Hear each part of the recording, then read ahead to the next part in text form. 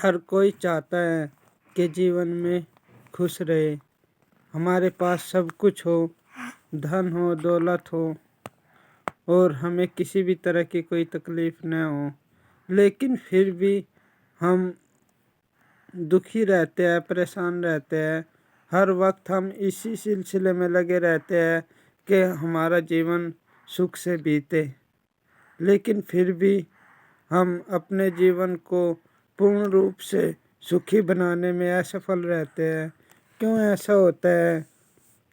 क्यों हम अपने जीवन को सुखी नहीं बना पाते? क्यों हम अपने जीवन में वो लक्ष्य को हासिल करने में जिसकी हम कामना करते हैं नाकाम रह जाते हैं? आज इसी सिलसिले में हम बात करेंगे। यदि हमें जीवन में कुछ पाना है तो पहले तो हमें अपने जीवन की तुलना करनी होगी। हम अपने पूर्व जीवन में पहले पास्ट में हमने क्या किया है उसकी तुलना करनी होगी। क्या हमें वास्तव में कोई खुशी मिली है? यदि नहीं तो उस प्रभु परमात्मा से जिसकी हम वंदना करते हैं, जिसे हम याद करते हैं, क्योंकि उस परमात्मा को, भगवान को, अल्लाह को, राम को आप जिस रूप में याद करते हो वो तो उसी रूप में आ जाता है। तो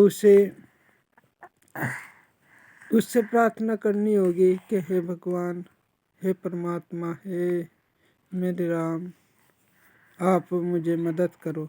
उसे पल पल सिमरन करना होगा।